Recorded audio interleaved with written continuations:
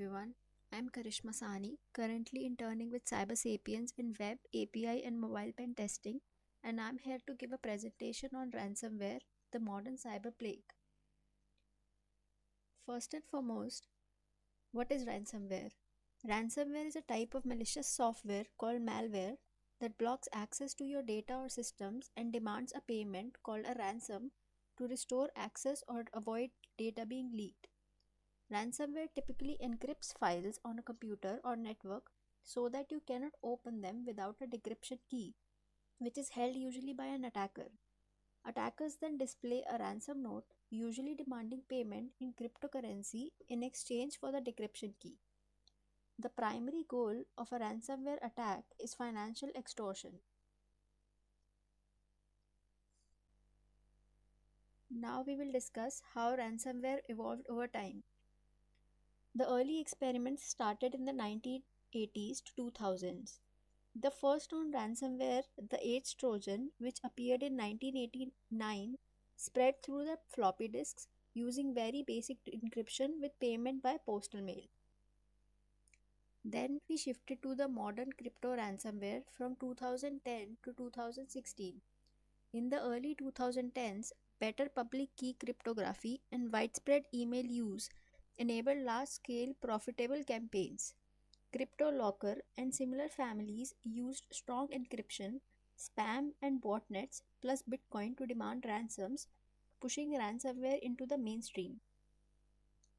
Then we went into the industrialization phase where RAS was introduced, which extended from 2016 to 2020. From 2016, ransomware shifted from random consumer infections to targeted enterprise attacks using lateral movement and network exploitation. Ransomware as a service platforms let developers rent out ransomware to affiliates, dramatically expanding both volume and sophistication of the attacks. Now we are in the phase of double and triple extortion, which has been going on since 2019. Groups such as Maze popularized double extortion, which means combining encryption with data theft and leak sites to increase pressure on the victims. Most recent is the triple extortion method, where threats like distributed DOS attacks or regulatory reporting is used to maximize leverage, turning ransomware into mature multi-vector criminal business.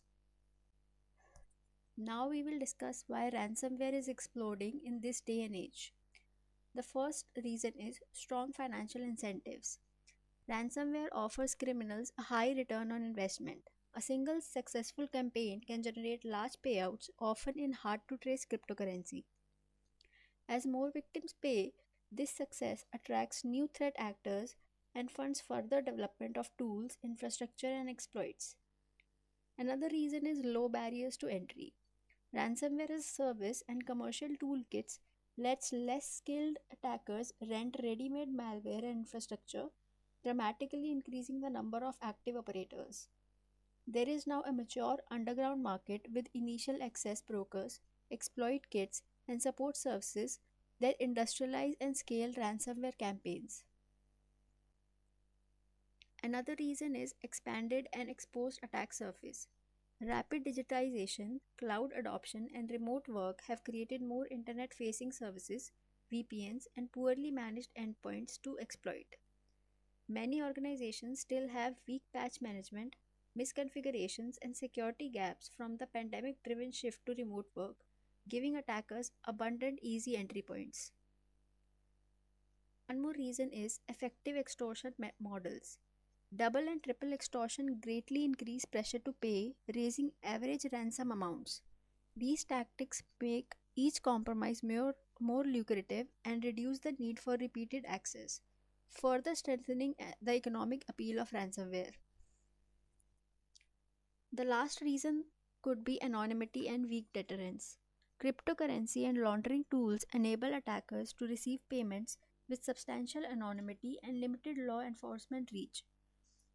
Cross border operations, jurisdictional issues, and the sheer volume of incidents mean many actors face little real risk compared to the potential financial gain.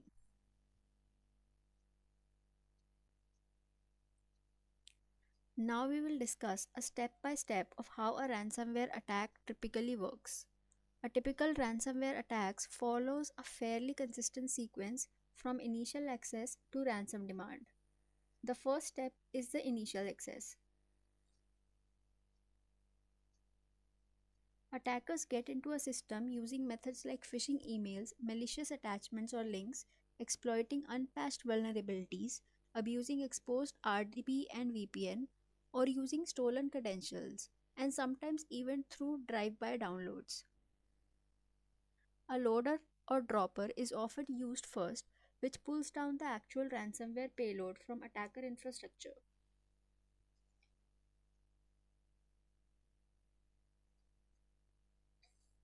The next step is payload delivery. The malware runs, installs itself, creates auto run entries or new services, and may create new accounts or backdoors to survive reboots. It often contacts a command and control server to fetch keys, config, and other further instructions. The third step is reconnaissance, lateral movement, and privilege escalation. The attacker or malware maps the environment, enumerates hosts, shares AD, backup systems, and critical servers. Credentials are harvested and used to move laterally and gain admin or domain level privileges over as many systems as possible.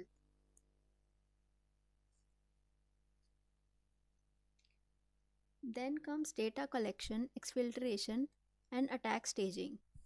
High value data like file servers, databases, document stores are located and often copied and exfiltrated to attackers' infrastructure for double extortion leverage. Defensive controls are weakened by disabling AVEDR, deleting shadow copies, and targeting backups so recovery is harder once encryption starts. Then the attacker goes through mass encryption. When ready, the attacker pushes the ransomware payload widely and simultaneously triggers encryption across endpoints and servers. Files are encrypted with strong cryptography, file extensions may be changed, and systems can be partially or fully rendered unusable. Ransom note and extortion. Usually, ransom notes are dropped on systems and shows on screens explaining what has happened and how to contact the attackers, usually over Tor browsers and paid in cryptocurrency. In modern campaigns, notes also threaten to leak or sell stolen data and sometimes add DDoS attacks or repeated attacks if the victim does not pay. The last step is usually negotiation. Victims or their incident response teams may negotiate for a lower ransom or proof of decryption. Attackers might provide a sample decryptor to build trust. If paid, a decryption tool or key may be provided, but there is no guarantee that all data will be restored or exfiltrated data will not be leaked later. Now to summarize the payload execution of a ransomware, attackers disable security tools to evade detection. Encryption modules are deployed across endpoints. Usually, two encryption methods are used, symmetric and asymmetric. They delete shadow copies and backups to block recovery efforts. Ransom notes are dropped on screens. There are usually four different ransomware tactics, which are double extortion, which means encryption plus data leakage, triple extortion, which means encryption plus data leakage, plus threats like DDoS attacks. The third one is data destruction threats, and the other one is DDoS attacks, and they are all used to pressurize victims. Now let's talk about ransomware as a service. What is ransomware as a service? It is a cybercrime business model where ransomware developers sell or lease their malware to affiliates.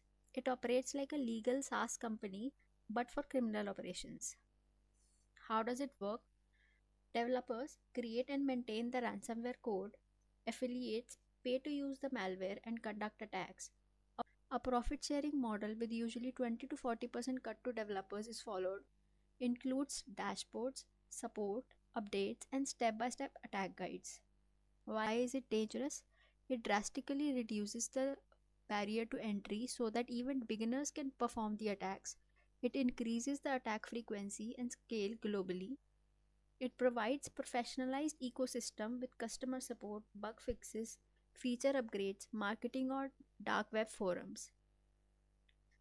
Usually the common RAS pricing models are a subscription model where a monthly fee is paid for the ransomware access, affiliate model where you join for free but you share the percentage of the ransomware attack, one time license which is a single purchase for unlimited use, and the profit sharing model where developers earn commission per successful attack.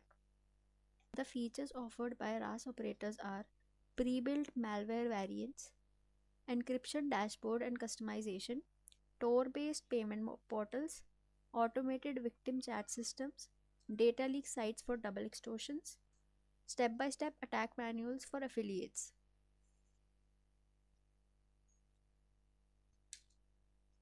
Now these are the major RAS candidates around the globe which have done huge cyber attacks over time, which we will see in case studies. First, let's discuss the Colonial Pipeline attack. The Colonial Pipeline is the largest refined products pipeline in the USA. It was attacked from May 7, 2021 to May 12, 2021. The RAS group that did the attack was called DarkSide. They stole credentials via compromised VPN account. A $4.4 million in bitcoins was paid as ransom. 100 gigabytes of data was stolen and 5,500 miles of pipeline was shut down, causing disruptions along the East Coast. Other than that, due to this, gas prices rose an estimated average of 4 cents per gallon in many locations in the USA. Another very famous case study of ransomware is of WannaCry worm. On May 12, 2017, WannaCry ransomware worm spread to around 2000 computers in 150 plus countries. Shadow brokers leaked a vulnerability in Microsoft Windows. This vulnerability was originally discovered by NSA. Notable victims of the attack included FedEx, Honda, Nissan, and UK's National Health Service called the NHS. The damage of the attack was estimated to be around 4 to 8 billion dollars.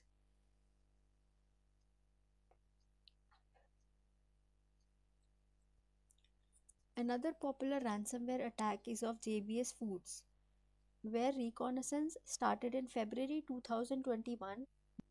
Data exfiltration went on from March to May 2021, and the attack was actually executed on June 1st, 2021 by a Russian hacker group called Revil. Victims spanned from JBS Australia to JBS Brazil and even JBS USA.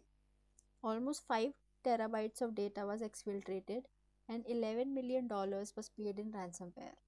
Operations ceased at various meat plants, putting world food supply chain at risk.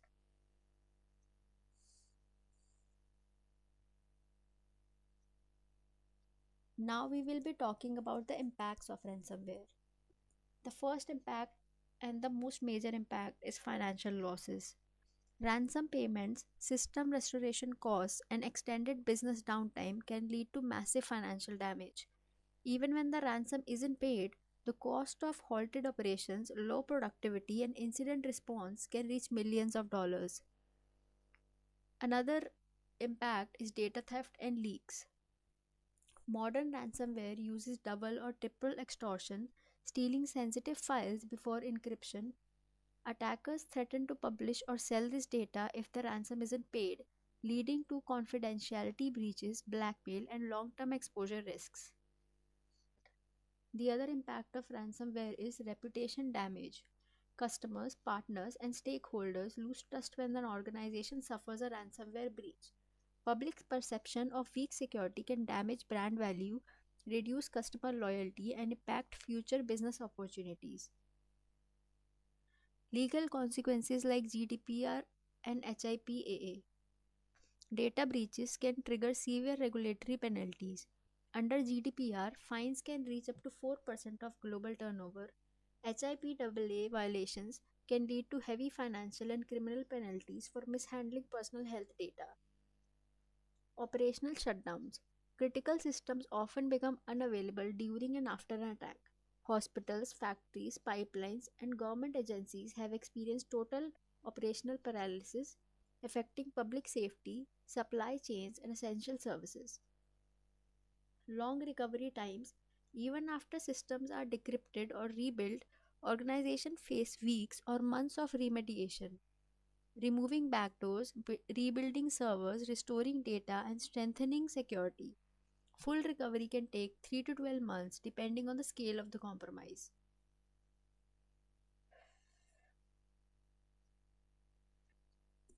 Now let's talk mitigation strategies. The first one is strong patching and vulnerability management. Regularly updating operating systems, applications, and firmware to close known security gaps.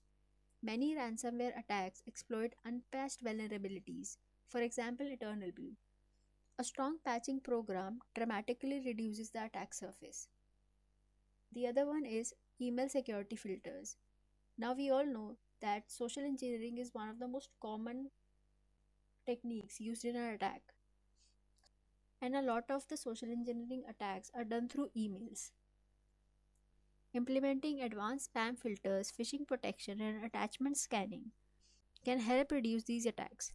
Since most ransomware infections start with malicious emails, filtering reduces the number of dangerous messages reaching employees. Disabling macros. Blocking or restricting macros in Office documents unless absolutely necessary. Macro enabled malware is common delivery mechanism for ransomware, especially in phishing campaigns. Strong passwords and MFA. Enforcing complex password policies and enabling multi-factor authentication for all critical systems. This prevents attackers from easily brute forcing or reusing stolen credentials to gain access. Network segmentation. Dividing the network into isolated zones so that if ransomware infects one segment, it cannot spread easily. Proper segmentation protects critical assets and limits lateral movement. EDR or endpoint protection tools. Deploy endpoint detection and response tools to detect suspicious behavior like encryption spikes, privilege escalation, and malware execution. Modern EDR solutions can automatically contain or block ransomware activity. Monitor lateral movement. Continuously monitor for unusual authentication patterns, remote command execution, and abnormal internal traffic. Early detection of lateral movement stops attackers before encryption even begins. Backups and recovery policies. Maintain offline, immutable, or cloud isolated backups. Test restoration procedures regularly. Having reliable backups ensures systems can be restored without paying ransom, significantly reducing impact. That's all about the topic. I do want to mention some very interesting and fairly popular ransomware attacks like the Kaseya supply chain attack in 2021 by Revil, Garmin in 2020 by Wasted Locker, Costa Rica government in 2022 by Conti, and Baltimore City in 2019 by Robinhood. Do read about them to gain more insight into the topic. And that's the end of the topic. Have a good day.